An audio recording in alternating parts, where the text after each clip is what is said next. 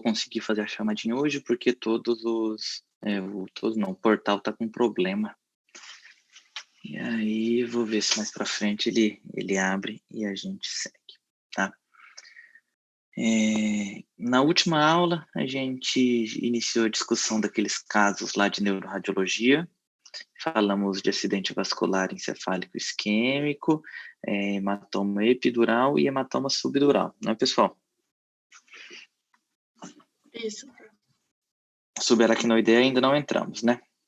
Não, ainda não. Nós falamos sobre AVC, professor. Falamos sobre AVC também. Mas AVC é acidente vascular encefálico, isquêmico, é a mesma coisa, são sinônimos. Aí, vamos lá então, gente.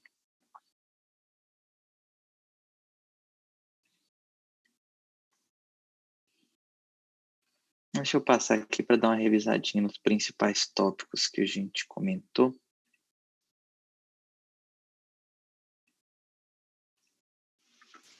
Para dar uma recapitulada. Então, vamos lá, pessoal. Sobre acidente vascular encefálico isquêmico, ou AVC isquêmico, o que a gente comentou na última aula? Ele é basicamente, gente, uma oclusão de um vaso. Então, o que acontece? Eu tenho um determinado território, por exemplo, a artéria cerebral média, ela irriga uma determinada parte do cérebro. Se eu tenho uma obstrução nesse vaso, o que acontece? Não chega mais sangue lá. Então, essa área, ela isquemia, ela fica uma área isquêmica. Ela vai necrosar e vai morrer. Então, essa é a fisiopatologia, tá? Uma necrose, uma morte em decorrência da não chegada de sangue lá. As principais etiologias são trombótica e a embólica.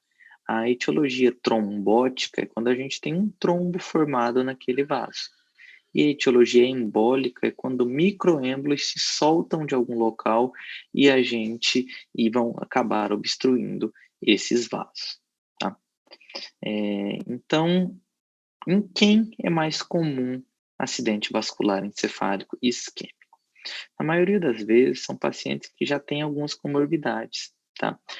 Como, por exemplo, diabetes, que leva a uma maior fragilidade do vaso, pacientes que têm dislipidemia, outras coisas que vão favorecer a formação desses trombos ou o desprendimento desses êmbolos.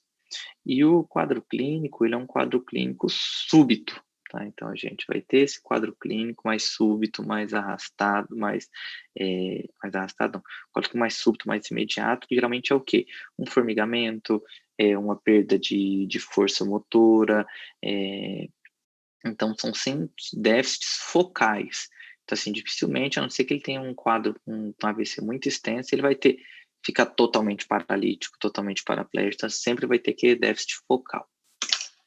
E os achados de imagem, eles estão diretamente associados ao tempo do insulto isquêmico, como, por exemplo, aqui a gente tem um acidente vascular encefálico isquêmico, tá?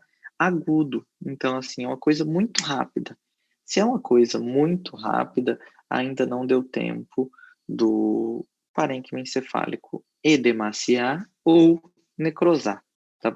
Então, isso é que acontece. Eu posso ter um paciente com toda a sintomatologia de um acidente vascular encefálico isquêmico e a tomografia dele está 100% normal, tá?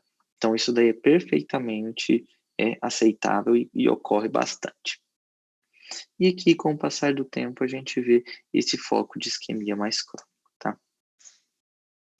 Uma coisa que eu queria mostrar para vocês, para relembrar, a diferença da tonalidade do preto. Então, olha só, quando eu tenho um acidente vascular encefálico isquêmico, a gente precisa lembrar da fisiopatologia, que é o que, para a gente poder raciocinar e entender melhor o que está acontecendo. Quando eu tenho um insulto isquêmico, o que acontece? Para de chegar sangue no meu cérebro. Se parou de chegar sangue no meu cérebro, Na área do meu cérebro, a primeira coisa que o meu organismo tende a fazer, ele pega e diz, opa, não está chegando sangue, eu vou ver se eu arrumo sangue de outro lugar, E como é que ele faz isso? Ele ativa marcadores inflamatórios, ativando marcadores inflamatórios, ele vai edemaciar a área ao redor dele. Então, ele edemacia toda aquela área ao redor dele para que dilate vaso, para ver se alguma perfurante consegue irrigar aquela área. Então, essa é a resposta. Então, a primeira alteração que a gente vai ter na tomografia é o edema. Então, o edema, ele precede a área de necrose. Então, se parar para analisar, o edema nada mais é o quê? Do que o inchaço. Incha. Aquilo lá está inchando. Então, o edema, ele vai ter isso daqui. Ó. Essa área que eu estou mostrando para vocês é uma área de edema. Por quê? A gente vai estar empurrando o ventrículo lateral direito. Tá? Esse edema empurra. Então, tudo aquilo que empurra, ele está exercendo um efeito compressivo. Enquanto nesse outro, olha só, é um preto quase igual ao do ventrículo, tá? E esse daqui não, olha a diferença. Aqui ainda tem neurônio dentro, substância branca, substância cinzenta. Aqui, ó, grande parte disso daqui já morreu. Então, isso daqui morrendo, tá certo? Vai nos levar, tá certo? A essa área de necrose. Necrose, como a gente sabe, necrose é aquele negócio. Vai liquefazendo com aquela papa. E aí, quando fica essa papa, ela é com aspecto líquido. E aí, lembrar que o organismo, quando a gente tem uma área de necrose, ele puxa. Então, a gente vai ter essa puxada, tá? Então, esses daqui são os conceitos básicos. Sobre territórios vasculares, é de extrema importância que a gente consiga topografar as lesões, tá? Então, a gente precisa dizer qual artéria está sendo acometida, qual lado do sintoma. A gente sabe que existe a decussação das pirâmides, então quando a gente tem uma sintomatologia do lado direito, o lado esquerdo é o que vai estar acometido, então a gente precisa ter isso daí bastante em mente. Sobre a hemorragia epidural, que foi falado. A hemorragia epidural, a gente precisa entender que ela está diretamente ligada ao trauma. Então, ela acontece em fatores traumáticos. Por quê? Porque ela é uma hemorragia predominantemente arterial. Então, ela vem de um sangue chamado artéria meningea média, principalmente. Outros vasos também podem dar. Então, o que acontece? Como é uma artéria, ela tem uma parede muito mais espessada, uma parede musculosa. Então, ela tem músculo liso ali naquela artéria. Ela tendo músculo liso nessa topografia, o que vai acontecer? Eu não consigo quebrar ela com facilidade para ela começar a sangrar. Para eu quebrá-la e ela começar a sangrar, eu tenho que ter uma coisa muito violenta. E geralmente o que é essa coisa violenta? É a minha calota craniana. A minha calota craniana, ela tá lá lisinha, ela quebra. Na hora que ela quebra e vem para baixo, você vai ter ela forma como se fosse uma espícula, uma faca, ela fica afiada. Na hora que ela ficou afiada, ela perfura e rasga a minha artéria. Então, isso daí que acontece. A gente vai ter a lesão arterial decorrente de fratura e o vaso acometido é principalmente a artéria meningea média. Então, esse daqui é o aspecto típico, aquele sinal do limão que é falado, né? E aqui a gente tem uma coisa que chama bastante atenção, que é esse desvio da linha média, uma herniação subfalcina. Isso daqui, pessoal, são critérios de mau prognóstico e critérios que a pessoa precisa intervir. Então, o paciente ele precisa ser operado para descomprimir, pegar esse hematoma e jogar fora. Tá? Então, isso daqui passa um dreno, um orifício de trepanação. Então, isso aí é uma hemorragia que precisa ser controlada. 2 pontos importantes que a gente precisa colocar também é que a hemorragia epidural, tá? Ela pode estar acometida com essa lesão de contragolpe. Lembrar que o cérebro ele vai e volta em pacientes, principalmente pacientes idosos. Então, a gente sempre, quando olha um lado da hemorragia epidural, tem que olhar o outro também, porque às vezes a gente tem essa lesão em contragolpe, que é o que acontece aqui.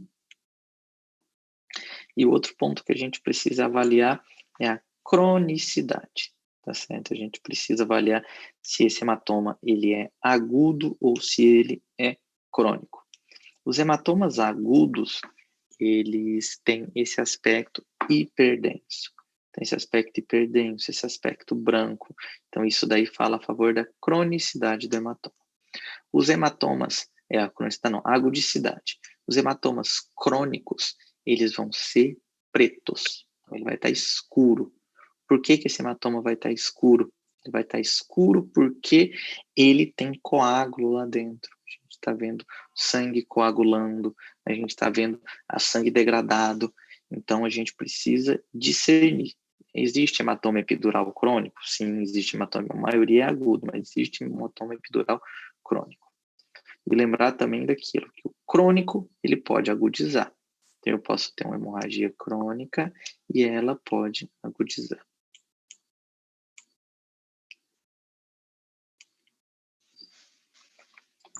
Hemorragia subdural, tá?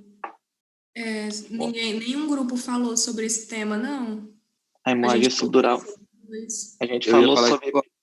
A gente não falou subdural. Só falou Subdural. e o AVC. Então, pronto. Então, show de bola. Valeu pela lembrança. Então, vamos começar aqui sobre... Vamos lá, gente. Sobre epidural e sobre AVC. Ficou alguma dúvida, algum questionamento, alguma coisa que vocês queiram fazer?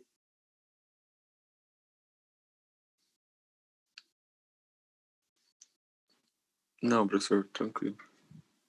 Beleza, pessoal.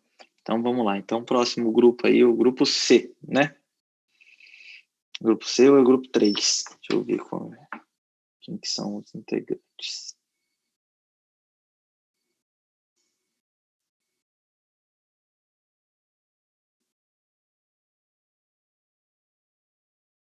Isso mesmo, gente. É o grupo 3. Amanda, Eduardo, Amáblia, Ana Roberta, Ana Beatriz, Maicon, Henrique, Carolina, Analice, Letícia e Fabiola. Bom dia, professor. Bom dia, gente.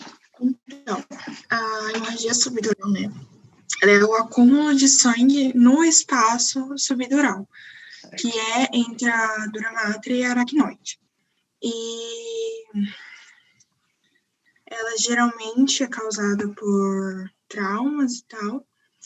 E a maioria dos pacientes, 65% a 80% dos pacientes, eles chegam com estado de consciência mais comprometido e cerca de 40% tem anormalidade nas pupilas. Certo.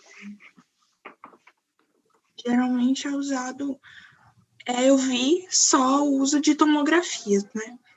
Então, Certo. não sei se é pela qualidade da ressonância no diagnóstico, mas eu acredito que seja mais pela rapidez, né? Porque já é um estado difícil, né? Já está bem comprometido. Aí o grupo vai continuar. Ela vai apresentar um aspecto de lente bicôncava, ou eles dizem como sinal da banana. O tratamento vai depender do tamanho, da localização e da extensão dos efeitos de massa, né? E vai ter o diagnóstico diferencial, se vai ser que vai ser como artefatos, empiema, hemorragia epidural também. Eu vi outro termo que é designado para o achado dessa hemorragia, como na tomografia, o sinal da meia-lua, que ele comenta aqui também. Uhum. E aí eles trazem alguns dados em relação à porcentagem desses acidentes. Foi comentado que cerca de 3/4 dos acidentes que acabam resultando em uma hemorragia subdural são consequentes de quedas ou agressões, e não em si acidentes mais traumáticos, como automobilísticos. Uhum. E aí ele fala para obter um melhor prognóstico após essa lesão, os casos que ainda chegam logo em sequência para fazer esse exame, tentar fazer a descompreensão do local onde ocorreu o trauma, porque o grande problema com essa compressão, com esse edema, você vai comprimindo a microcirculação ali da região. E isso aí pode acabar agravando com quadros de isquemia. Certo, perfeito. Eu vi também que uma das características, né, que é o contrário à epidural, que aqui o que vai ser acometido são as veias corticais. Perfeito. Né? E elas são menos densas, né, complacentes do que as artérias. Então, o paciente pode ficar um longo período com uma cefaleia e aí só depois ser diagnosticado como uma hemorragia subdural. E qual que é a faixa etária mais acometida? Eu vi que são idosos e são bebês também pela síndrome do bebê sacudido. E aí pode ter a ruptura dos vasos. Por que os idosos são mais acometidos e os bebês? O idoso cai e bate a cabeça. Não, mas o jovem também cai. Se você vê esse povo, já que assim, esse povo do UFC, todos eles levam um murro na orelha de todinho e não tem. Por quê? Da morfologia de resistência dos vasos, eu acredito, professor, foi pelo menos o que eu li. Fala que essa resistência vascular, de maneira fisiológica, ela vai sendo, assim, diminuída com o tempo, após uma certa idade. E aí acaba tendo uma maior facilidade para rompimento de algum vaso com o tempo. Tem mais coisa aí, alguém consegue acrescentar? Seria por causa da composição? Se tem mais líquido, menos líquido? Não. Professor, eu lembro de ter lido que no pessoal mais idoso ocorre fisiologicamente uma calcificação ali dos vasos e também o processo de formação de arterioscleromas com o tempo, que é fisiológico, e com isso diminui a resistência a dano deles. Seria isso? Não. Professor, seria o fato da atrofia cerebral dos idosos? E o que a atrofia leva, Cecília? Eu lembro que até o senhor explicou na outra aula que o idoso, com o tempo, fisiologicamente, ele vai reduzindo, vai fazendo essa atrofia cerebral, e se eu não me engano, eu tinha lido que parece que os vasos, por conta dessa atrofia, ele vai ficando mais distendido, e aí ele tem mais facilidade de romper. Isso mesmo. O que acontece é isso, a gente tem um cérebro, desenhar aqui para você ver.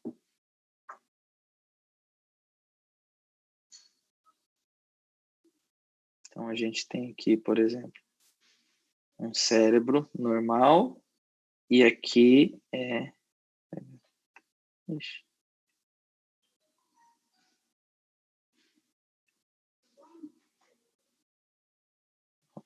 só tentar ver se eu consigo ilustrar para vocês. Vamos dizer que aqui embaixo é o cérebro, o de baixo, e aqui é a calota. Então, o que acontece? Eu tenho aqui, ó, os meus vasos, as minhas veias que vão drenar aqui, ó. Então, ela está aqui, ela vem assim, ela vem assim. Então, isso daqui são os meus vasos. À medida que o paciente ele vai envelhecendo, o que acontece? Aqui é a calota craniana. Aqui fica o cérebro dentro da calota craniana. Então, o cérebro dentro da calota craniana, ele diminui. E ele diminuindo, ele vai fazer com que os meus vasos estiquem. Então, olha a diferença. Esses vasos esticam. Além desses vasos esticados, igual um elástico. Quando o elástico está esticado, fica mais fácil da gente cortar. Então, fica mais fácil dele lesar. A outra coisa, olha só como é que o cérebro tem pouco para se mexer aqui. Aqui nessa imagem, olha só, o cérebro ele fica solto dentro da calota.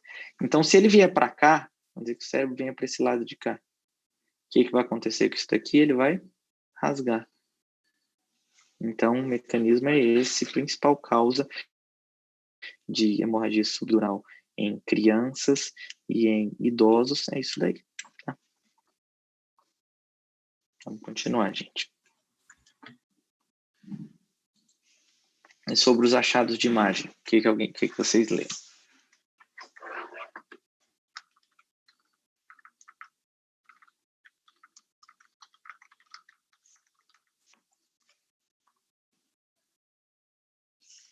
Não leram nada? Não sabem? Vamos sim, professor.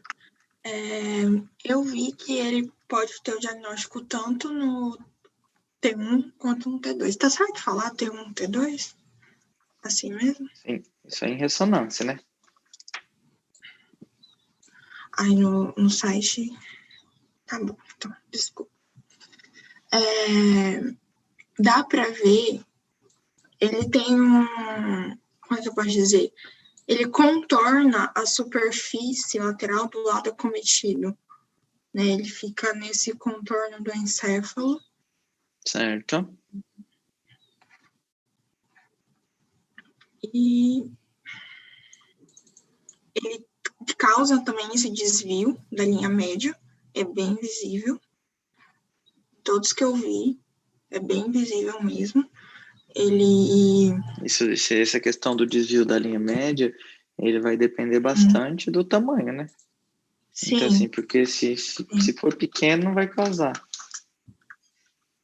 Porque como ele acaba empurrando o encéfalo, né? Então, uma hemorragia considerável consegue ver isso bem.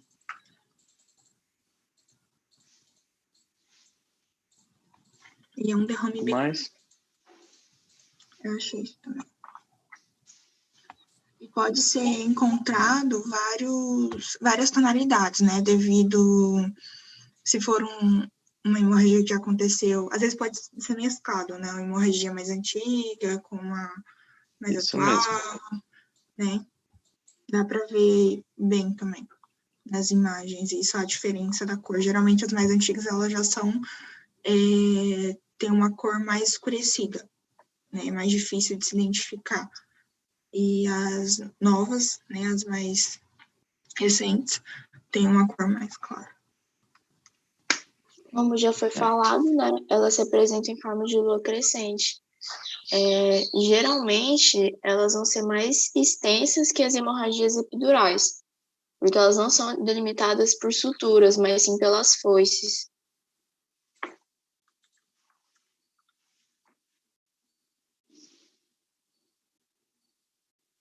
Caiu aqui a voz.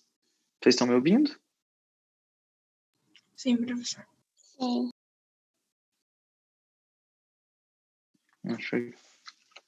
Quem era que estava falando que caiu? Era eu, professor. Quer que eu repita? Quero sim, porque caiu, cortou tudo. Ah, tá. Um minuto. Eu comentei que, como já foi falado, elas vão se apresentar em forma de lua crescente, e geralmente elas são mais extensas que as hemorragias epidurais. E elas não são delimitadas por suturas, e sim pelas foices. Certo. Beleza. Vamos mostrar umas imagenzinhas para vocês aqui. Então, pessoal, esse daqui é o aspecto típico de uma hemorragia subdural, tá? A gente vai ter esse aspecto meio irregular, aquela borda que a gente fala bicôncava, né? Então, olha só, ele está vendo, a gente vai ter convexo, a gente está vendo o sinal da banana aqui, tá? E a gente vê a mistura desses focos escuros com esses focos brancos. Então, esses focos escuros com os focos brancos, eles acontecem por quê? Porque tem sangue em diferentes níveis de degradação. Então, aí pode ter tanto sangue agudo quanto sangue crônico, tá? Então, isso daqui que a gente identifica. Lembrar que ele exerce efeito de massa, efeito compressivo sobre o parênquima encefálico adjacente. Aqui é outro tipo de hematoma subdural que a gente vai ter. Então, um hematoma subdural agudo e aqui um hematoma subdural crônico. Lembrar que isso daqui é só um coágulo mais antigo, uma coleção subdural mais antiga que já reabsorveu em comparação com esse outro. Então, ambos são coleções subdurais. Aqui a gente tem esse aspecto também, pessoal, olha. aspecto, o mesmo sinal, aquele sinal da banana que a gente vai estar vendo, e a gente vê focos mais escuros com focos mais claros dentro dele. Isso daqui fala a favor daquele hematoma agudizado, aquele hematoma crônico agudizado. E aqui, gente, é a definição do que foi falado sobre a diferença entre hematoma epidural e hematoma subdural. O hematoma subdural, ó, ele não cruza, tá aqui, ó, a foice. Então, ele vem e entra. Por que ele não cruza a foice? Porque ela entra aqui. Então, como ele está a foice, ela funciona como uma barreira. Então, o hematoma subdural, ele não vai ter esse cruzamento. Já o hematoma epidural, ele é capaz, sim, de passar. Tá? Então, ela não pode cruzar a foice nem o tentório. Então, essa daqui vai ser a diferença básica entre o hematoma epidural e o hematoma subdural, onde o hematoma epidural ele vai estar relacionado geralmente a fraturas, tá?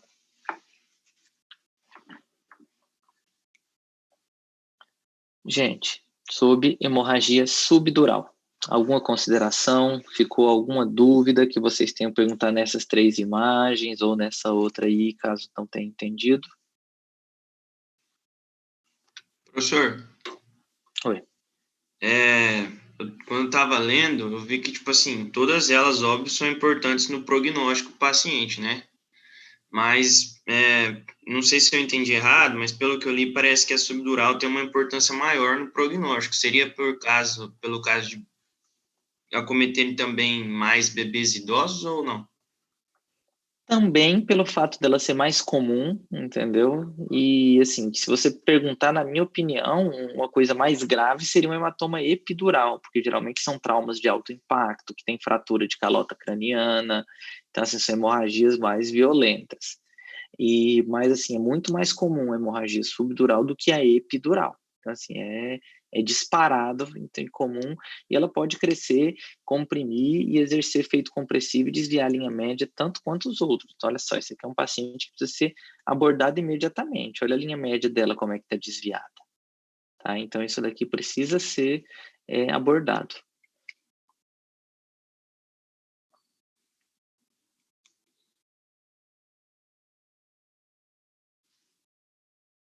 Professor. Oi. Então, eu estudei por aquele site bem famoso, né? Que tem aquelas radiografias. E ele me deu, da subdural, ele me deu só a opção de escrita, né, da tomografia. Só que as imagens eu peguei todas de ressonância. Então, eu fiquei em dúvida agora. Na subdural, é usada a ressonância também? Porque eles só explicaram... Você pode utilizar tanto tomografia quanto ressonância, né? A ressonância, ela sempre vai ser o método mais, vamos dizer assim, mais preciso para a gente avaliar o parênquima encefálico. Então, a gente sempre vai preferir a ressonância, desde que o paciente tenha condições de ser submetido a uma ressonância, tá certo? Por exemplo, deixa eu mostrar uma coisinha aqui para vocês. Esse paciente aqui, gente, olha só. Esse paciente tem sangue ativo aqui dentro. Tá? Então, esse paciente está sangrando. Ele está sangrando e tem desvio da linha média.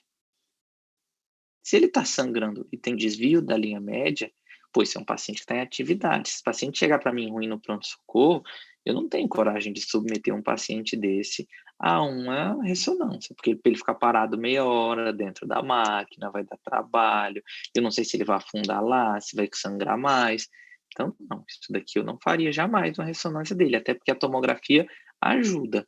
Esse outro aqui, esse aqui é um hematoma crônico, que não desvia tanto a linha média, já mudou o contexto, tá? Esse aqui já mudou o contexto, é um paciente que provavelmente isso daqui, ele tem semanas de evolução, vai ser 30 minutos a mais dentro de uma ressonância, que vai mudar o prognóstico dele, certo? Então, a gente tem que avaliar para solicitar tomografia ou ressonância, essa questão, disponibilidade, se o paciente ele tem condições de pagar, se o paciente ele se vai acrescentar alguma coisa no diagnóstico ou não. Por isso que a gente pode solicitar tomografia ou ressonância.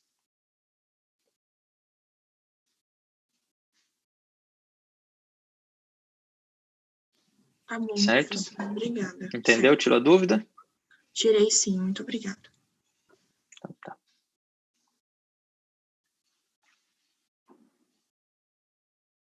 Deixa eu colocar aqui, no caso do dia.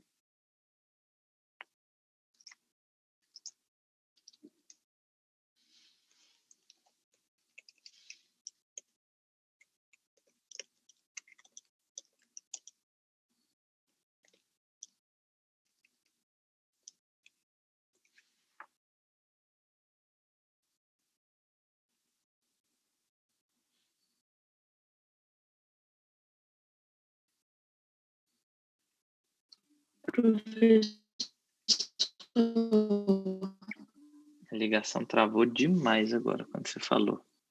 Tem só aquela vozinha Agora, que nem disse, era vozinha de robô. agora você está me ouvindo?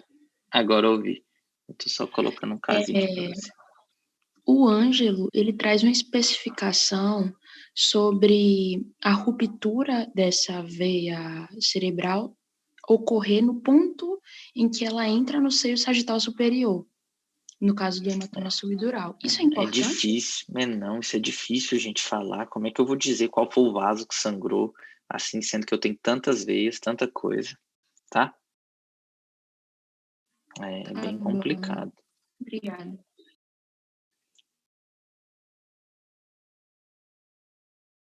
Pessoal, coloquei no Classroom, tá? Nosso um casinho já para vocês responderem agora, tá? Então, todos vão responder individualmente. Vou mostrar aqui para vocês. Tá aqui o casinho. Então, eita, mas não. Deixa eu abrir ele aqui.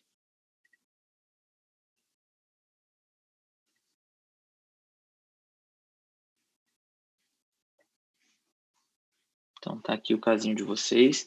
Todos vão responder individualmente, tá?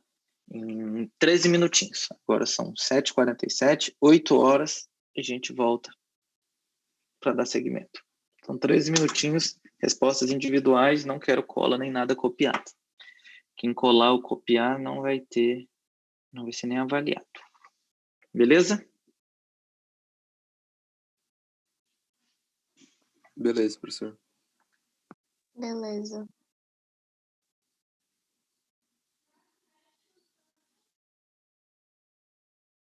colocar aqui como encerrado, tá? Atividade. Prof, espera só um minutinho que eu tô terminando de escrever. É que minha internet caiu.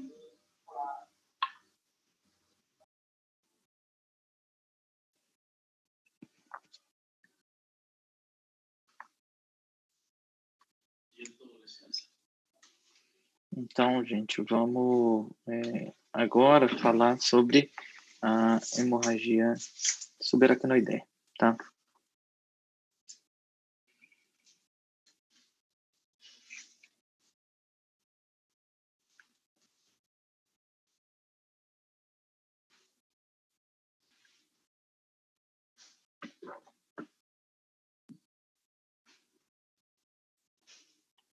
Eu quero que o grupo 5 fale para mim sobre descrever sobre a hemorragia subaracnoidea.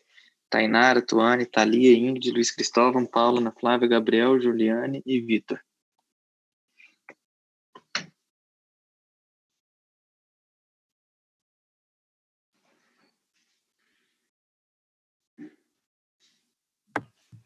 Oi, professor, tá me ouvindo? Oi, tô ouvindo. Tá, para entender essa hemorragia, a gente precisa entender um pouquinho de anatomia, né? No caso, essa hemorragia vai se localizar entre a pia mater e a aracnoide, entre essas meninges, no caso, no espaço subaracnoide, como é dado o nome da hemorragia. O sangramento ocorre em dois casos, trauma ou ruptura de aneurisma. que no caso seria a Certo. dilatação da parede do vaso, né? E aí, o preenchimento por sangue das trabéculas que estão dispostas nesse espaço, originando assim a Certo. hemorragia subaracnoide.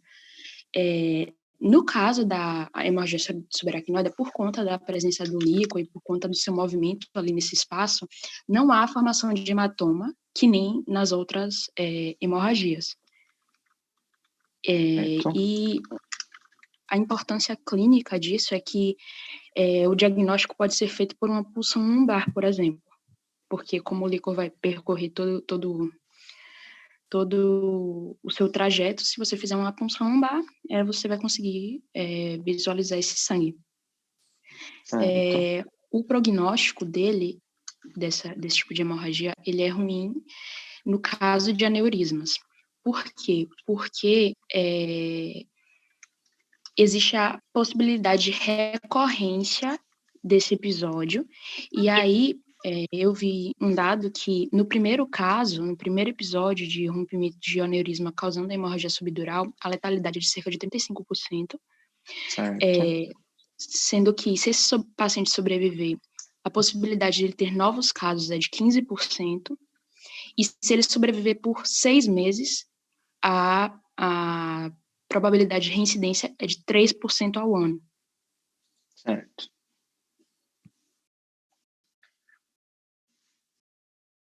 O que mais? Prof. Então, como a Juliane estava falando, vai ocorrer esse rompimento no vaso, né, entre o espaço aracnoide e a pia mater. E aí, então, nesse espaço, ele vai ter basicamente líquor, né, que vai ser formado lá no plexo coroide, né, e absorvido nos espaços aracnoides pelas granulações.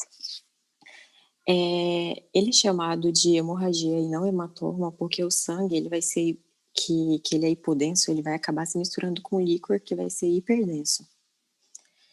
E então, em até 4 dias, geralmente essa hemorragia ela pode não ficar muito visível na tomografia devido a essa mistura e devido a ele ir sendo absorvido.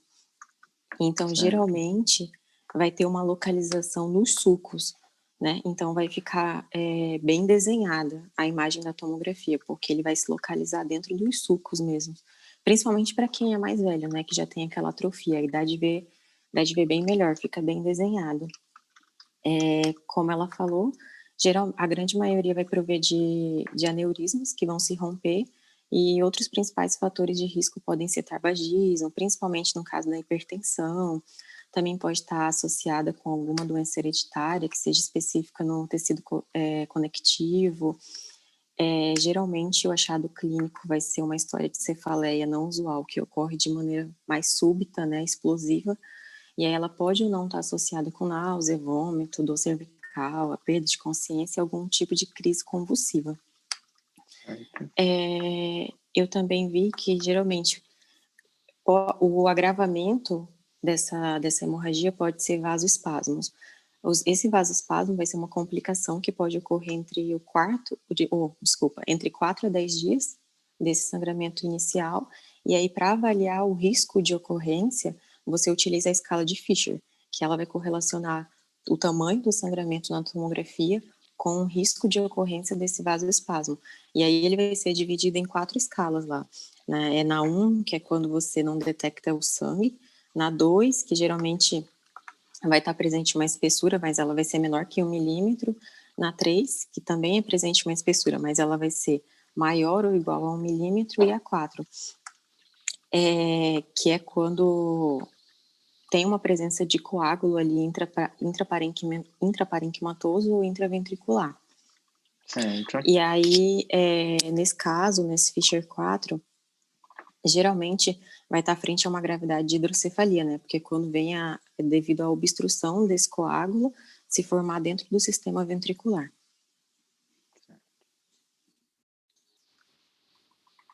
Professor? Oi. Outra coisa que eu achei bem interessante da gente comentar é que, assim, às vezes a gente tenta dividir muito, né? O que é hemorragia subaracnoide, subdural, epidural, e não entende realmente a origem, né? Porque, por exemplo, a gente tem que primeiro entender sobre os AVCs, né?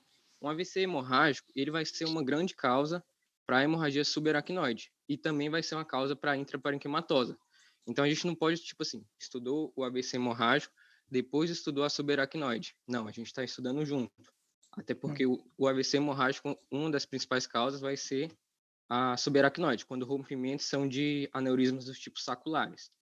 E aí, com isso, a gente pode, tentar ver os fatores de risco para um AVC hemorrágico, e aí a gente entende o porquê que acontece a hemorragia subaracnoide. Por exemplo, o aumento de uma pressão intracraniana, como as meninas falaram também, o alcoolismo vai ser um fator, malformações arteriovenosas pode ser um fator também, tanto da intraparenquimatosa como da subaracnoide. O que mais a gente pode colocar? Problemas de coagulação, um paciente que ele tende a não coagular bem, obviamente ele tem mais tendência a sangrar. E deixa eu ver o que mais a gente pode colocar como fatores. Basicamente esses, professor, que eu vi, que seriam mais relacionados a esses fatores de aumento de pressão ou relacionados a uma coagulação ruim, né? Que no caso vai facilitar o sangramento. Perfeito. E sobre os achados de imagem, alguém conseguiu ler alguma coisa? Alguém viu alguma coisinha? Sim, consegui sim. Na imagem, né, a característica do sangue extravasado é um aspecto de lesão hiperdensa nos sulcos e nas cisternas encefálicas.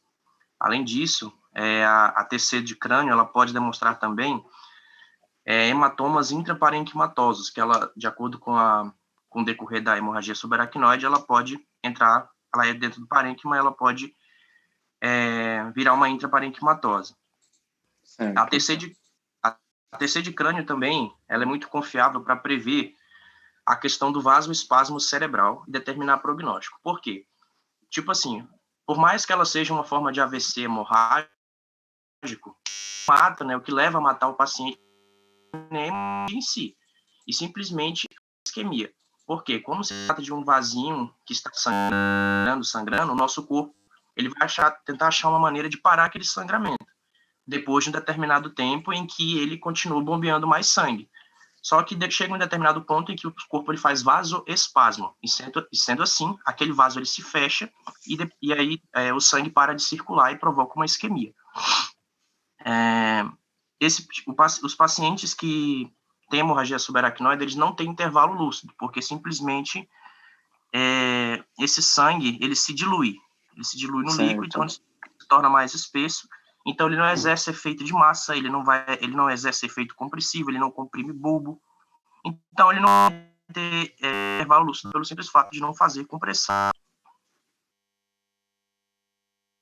Perfeito, colocação. Tem mais um ponto que você falou, o paciente ele não morre ele morre do vasoespasmo, mas tem outra situação que faz com que o paciente vá a óbito. Alguém sabe qual é? Acredito, pode ser relacionado com a conduta que os médicos tomam, um erro de conduta, porque ele chega hipotenso, aí a conduta geralmente ele está sem saber o que é, ele está com volume no paciente para tentar aumentar a pressão. Não, tem outra coisa aí que a gente precisa. É o ressangramento, professor? Não, tem o ressangramento. Pacientes. Isso, tem alguns pacientes que ressangram também, mas tem outra coisa que é muito importante, que é o quê? Na hora que a hemorragia subaracnoide, ela sangra para onde? Ela sangra para dentro do líquor, certo? O líquor, ele é líquido, então, e lembrar que o sangue, ele é celular, tem célula lá dentro. Então, aquele sangue se mistura com o líquor, fica igual um leite com Toddy, tá certo? Aquele com leite com Toddy espesso. E aí, na hora que a gente vai reabsorver isso daí, o que acontece? Alguém já deve ter colocado leite com Toddy em peneira para fazer receita. O que fica? Fica um monte de grumo preso na peneira. Então, na hora da reabsorção do líquor, esse sangue, essas hemácias, isso daí pode atrapalhar na reabsorção. E aí é uma das causas de hidrocefalia. Então, um dos mecanismos que a hidrocefalia causa na hemorragia subaracnoidea é esse. Tá? Você atrapalha a reabsorção porque fica um conteúdo espesso, um conteúdo mais denso. Certo? Conseguiram entender isso daí também? Professor, e seria do tipo comunicante, né, no caso? Isso, isso mesmo. Porque vai trabalhar exatamente nas granulações aracnoideias. Professor, uma coisa que eu achei muito importante é como conduzir um paciente com hemorragia subaracnoide. Principalmente é importante conhecer a fisiopatologia desse caso, porque a forma que ele se apresenta, né, é uma forma hipotência. Geralmente eles aparecem chocados. Uma pressão de mais ou menos 10/6, enfim, suponhamos, né?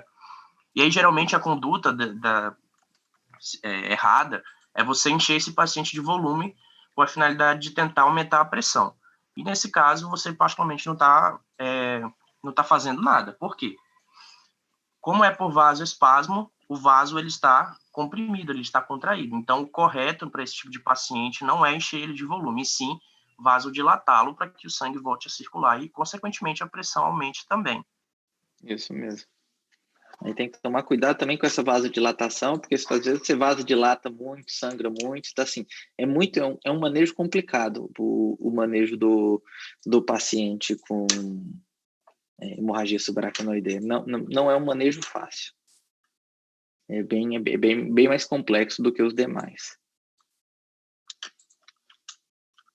Mais alguma coisa, pessoal? Então, vamos lá. Deixa eu falar um pouquinho aqui agora para vocês.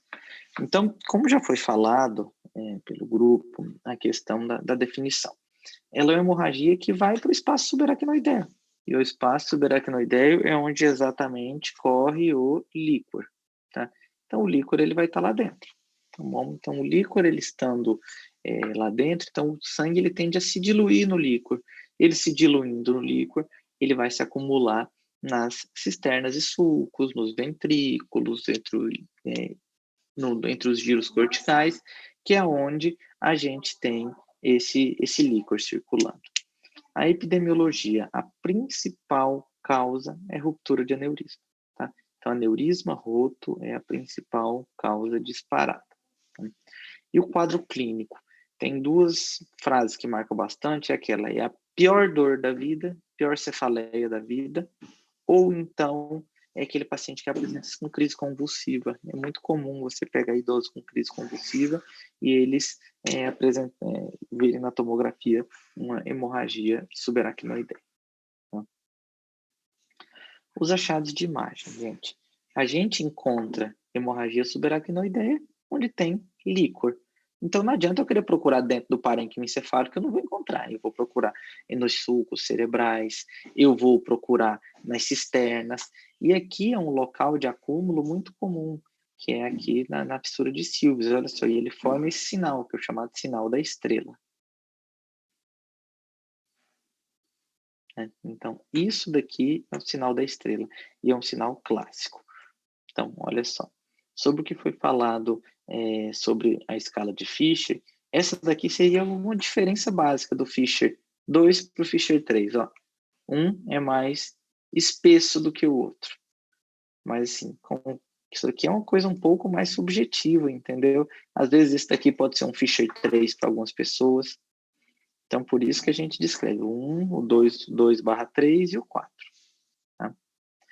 Outro tipo de apresentação que a gente não procura só nos sulcos lá na fissura é essa daqui, ó, que ela entra dentro, tá, dos sulcos cerebrais. Então, a gente vai identificar esses focos hiperdensos aqui no interior desses sulcos. Gente, sobre hemorragia intraparenquimatosa, ficou alguma dúvida?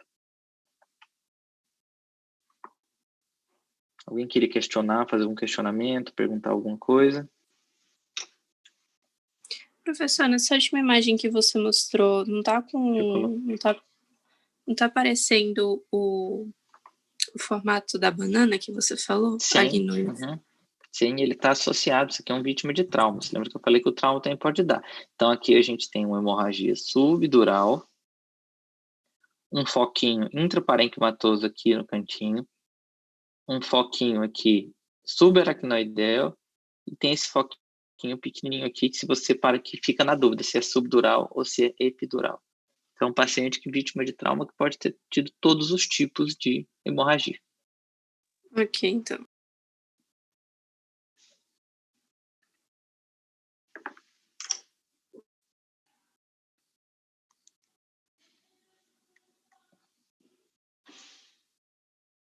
Lembrar do tempo da atividade, tá? Vou estar colocando mais um caso aqui, mas que todos respeitem.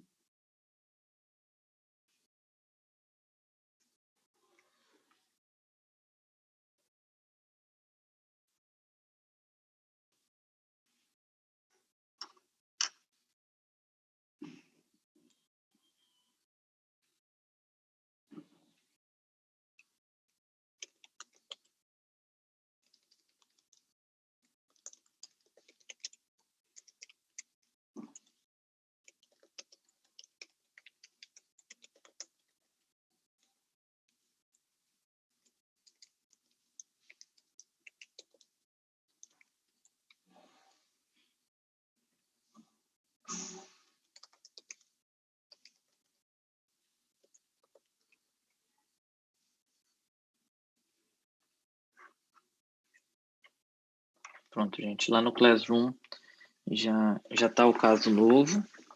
Eu coloquei lá e eu quero que vocês respondam mesmo tempo, tá? 15 minutinhos, certo? Estou aqui à disposição. Todo mundo respeitar o tempo, tá, gente? São 15 minutos. 18h34.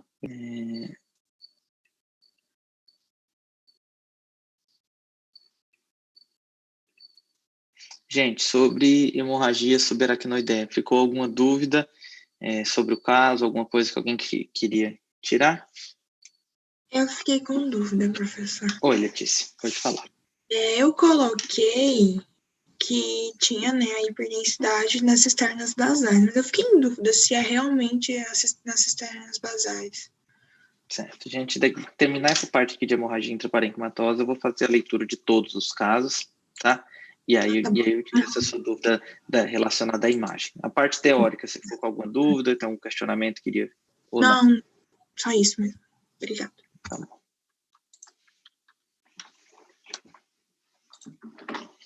Então, vamos lá, gente. Hemorragia intraparenquimatosa, quero que o grupo 4 vai falar o que entendeu aí de hemorragia intraparenquimatosa. Só checar quem é que vai ser.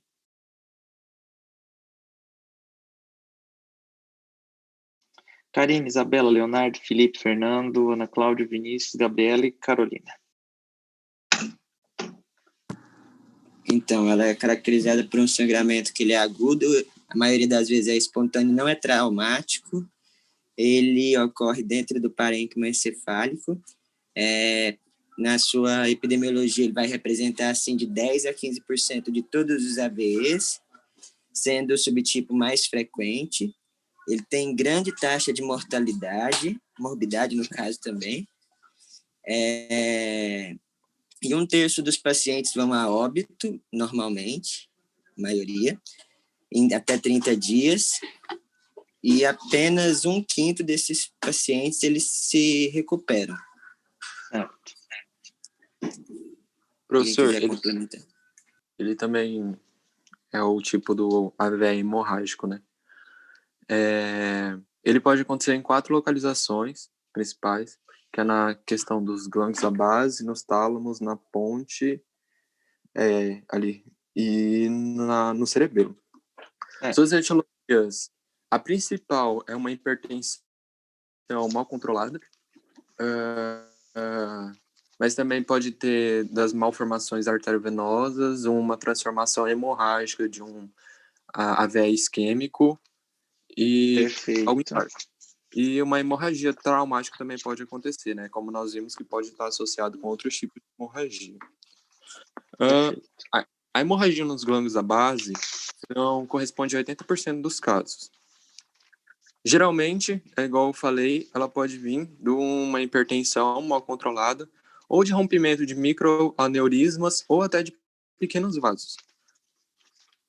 Na TC, geralmente, é uma hiperdensidade, né? Podendo haver então para os ventrículos. Também temos a hemorragia talâmica, que é relacionada também com a hipertensão crônica, caracterizado por uma hiperdensidade no tálamo.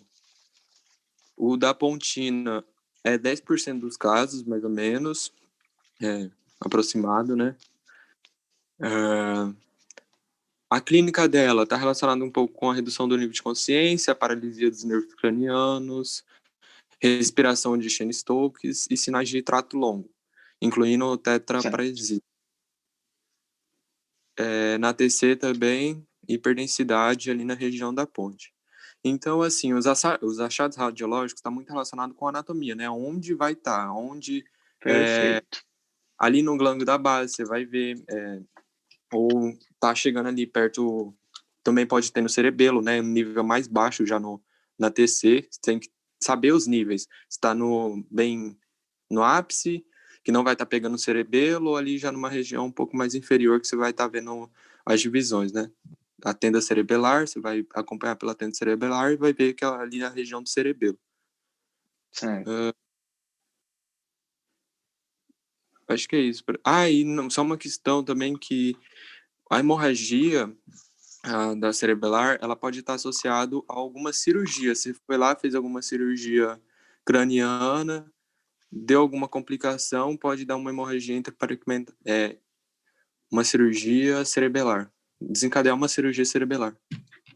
Perfeito. Além também dos exames de imagem, pode ser solicitado hemograma, como também exames de eletrólitos, ureia, creatinina, glicose, tempo de protombina. Certo.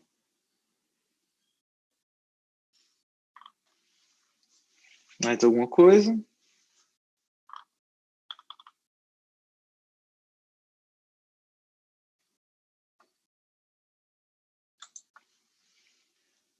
Então, vamos lá, pessoal. Sobre a hemorragia intraparenquimatosa, o que foi falado, aquele foco hemorrágico acontece dentro do parênquima, tá? Então, ele não vai estar confinado no espaço subaracnoideu, nisso subdural, ele é dentro do parênquima, decorrente de pequenos vasos, que a gente chama os vasos perfurantes, tá? Então, essa daí é a definição desse tipo de hemorragia. É isso daqui, gente, que a gente identifica na prática. Então, a gente vê esse foco espontaneamente hiperdenso, tá? Localizados nas topografias mais frequentes. Lembrando que as topografias mais frequentes são a região dos núcleos da base, tálamo e peritalâmicas e os hemisférios cerebelares, tá? Então, principal causa de hemorragia intraparenquimatosa nessas topografias, hipertensão. Isso daí no idoso. Em criança, a principal causa são MAVs, que são as malformações arteriovenosas, tá? A gente tem essas malformações e ocorrem o sangramento. O que a gente precisa ter em mente? Que a maioria dessas hemorragias intraparenquimatosas, elas crescem de tamanho. Então, à medida que elas vão crescendo, elas vão fazendo efeito compressivo sobre o parênquima encefálico adjacente. Ela vai crescendo, crescendo, crescendo e comprimindo tudo que está ao redor. Então, comprime os ventrículos, causa desvio de linha média. Então, isso daí é uma coisa que a gente precisa ficar bastante de olho, porque é uma hemorragia que piora muito rápido. Então, ela cresce e exerce esse efeito compressivo, podendo dar herniação subfalcina ou herniação uncal. Outra coisa também que acontece bastante é o crescimento desse hematoma. O crescimento desse hematoma, ele é muito grande, tão grande, tão grande, ele vai dissecando, secando, secando, e ele entra dentro do ventrículo, ele se estende para o ventrículo. Então, ele sai dissecando e entra.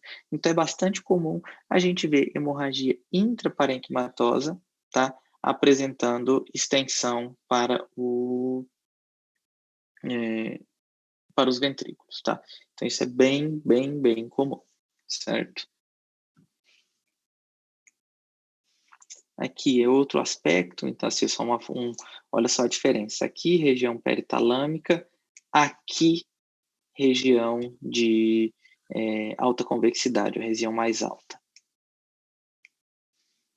Aqui a gente tem só um desenho do Netter mostrando os tipos de hemorragia, né, que é espontânea, que é aquela hipertensiva, ela pode ser traumática também, ou seja, por um acidente ou por pérfuro cortantes, ou aquelas hemorragias em contragolpe que a gente pode identificar. E aqui mais um aspecto mostrando esse tipo de hemorragia. Gente, sobre hemorragia intraparenquimatose, ficou alguma dúvida? Que vocês queiram tirar, que não tem entendido na imagem, alguma coisa do tipo? Professor, naquela última imagem que estava próxima, eu coloco que é uma hemorragia na região frontal? Você pode colocar no lobo frontal. Você pode descrever como fica a hemorragia no lobo frontal direito. Ah, tá, beleza. Mais alguma dúvida, pessoal? Professor, você falou para sempre apontar sobre o desvio da linha média, mas Isso aí mesmo. o desvio é tão grosseiro que chega a ser óbvio, mas ainda assim eu tenho que mencionar quando eu for descrever? Claro. Ah, ok. Professor, Oi. eu vi que a intraparenquimatosa, ela pode se transformar numa subaracnoide. A subaracnoide também pode se transformar numa intraparenquimatosa? Dificilmente o contrário acontece, a não ser que seja uma ruptura de um aneurisma muito grande, que esteja dentro do cérebro, alguma coisa do tipo.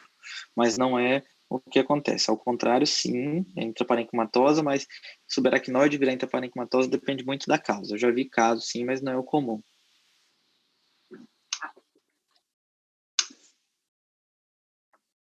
Então, vamos lá, gente. Então, vamos fazer a leitura daqueles casinhos que a gente colocou lá no...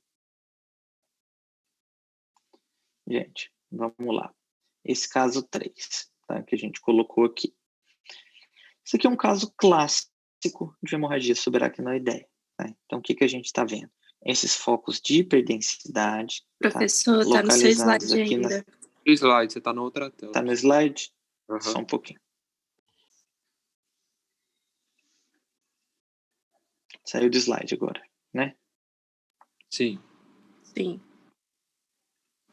Pronto. Agora vocês estão vendo? Sim, sim. Agora está a imagem. Então, pronto. Então, esse daqui é um caso clássico de uma hemorragia subaracnoideia, tá? Então, a gente vê esses focos de hiperdensidade, tá? Que localizados nas cisternas da base. Então, a gente está vendo, ó, nitidamente, a gente vê ele no interior dos sulcos e dos giros, tá? Aqui na cisterna ambiens. E a gente vê ele dentro do quarto ventrículo, dos ventrículos laterais, tá? Então, quais alterações e como se descreveria? Descreveria como eu identifico focos espontaneamente hiperdensos localizados no interior das cisternas basais, tá?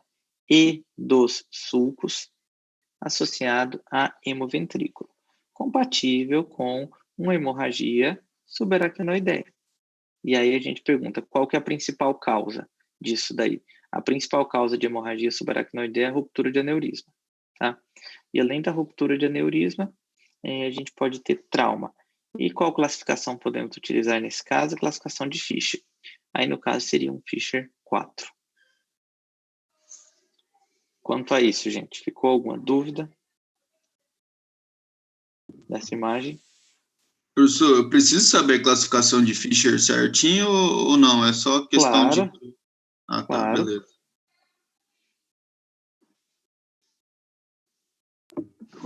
Como é que o senhor sabe que é grau 4, professor? Tem hemoventrículo, cara. Aqui, foco dentro do ventrículo. E a diferença do 2 para o 3 e para o 1? É só lesão, Henrique. A 1 você não vê nada. A 2 você vê pouca quantidade. A 3 você vê um pouquinho mais de quantidade na cisterna de sulcos. E no 4 você tem hemoventrículo. E aqui você tem hemoventrículo. Obrigado. Tem uma espessura, não tem, para você ver essa classificação? Na última aula a gente falou sobre isso, né?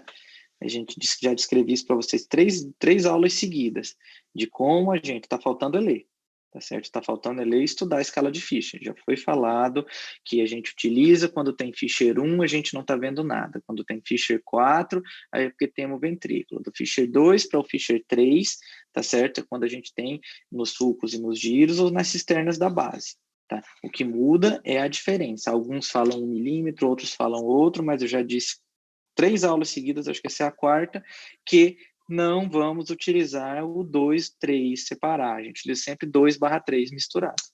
Vamos ler, gente, vamos estudar, aprender só de orelhada não dá. Não, professor, é que, tipo, no 2 e 3 que fica confusão mesmo, não é no 1, 4 é de boa, o 2 e 3 que é meio difícil de ver.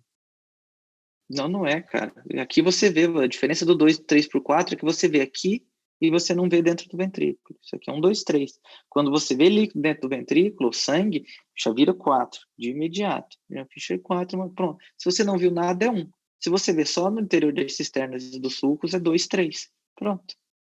É simples. O 2, 3 é o mais fácil de ver. Não, beleza, é porque eu achei que é tinha o que sinal da classificar estrela. o 2 e o 3, pô. Como assim? Classificar como? Não, é porque você falou que o 2 e o 3 é junto, é por isso que ficou meio 2, 3 é confusão. junto, isso mesmo. Ah, tá, beleza, é que eu não tava entendendo 2 e 3. Não, beleza. Então vamos Professor, lá, gente. Oi. O senhor pode, por favor, repetir a leitura do caso? Certo. Do que a gente está identificando?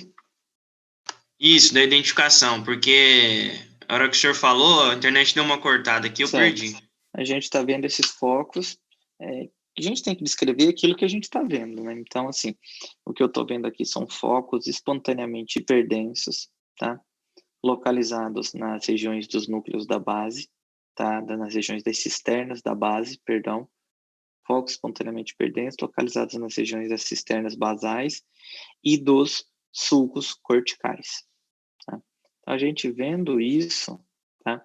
A gente associado a um hemoventrículo, que é esse foquinho branco no interior do ventrículo lateral esquerdo, sugestivo de hemorragia subaracnoideia.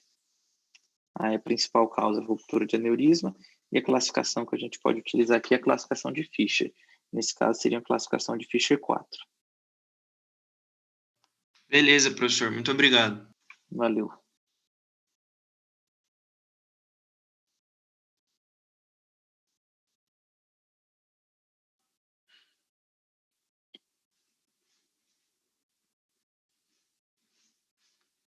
Gente, o outro caso que a gente está vendo é esse caso aqui de uma hemorragia subaracnoideia, tá?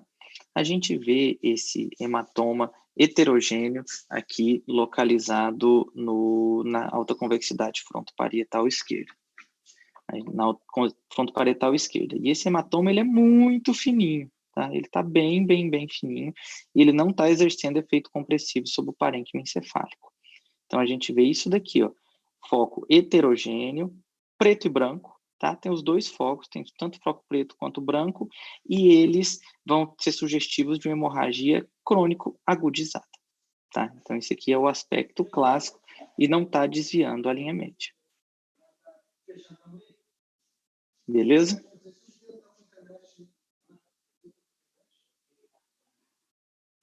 Professor, pode repetir que cortou aqui também, por favor?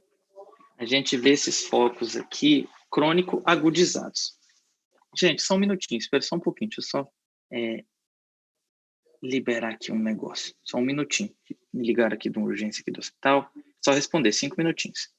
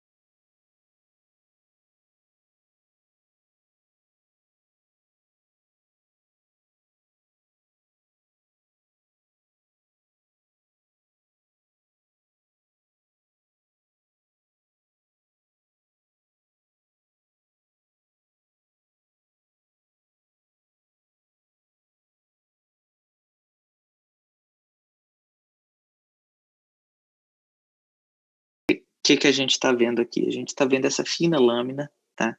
Discretamente heterogênea, localizada no espaço subdural, tá? Então tem focos brancos e focos pretos no interior.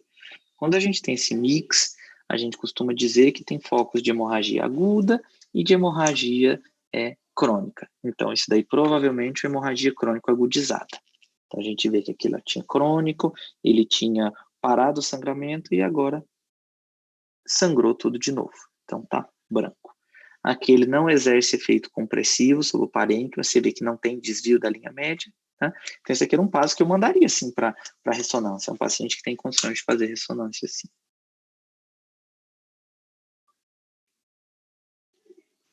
Alguma dúvida a respeito dessa imagem, pessoal?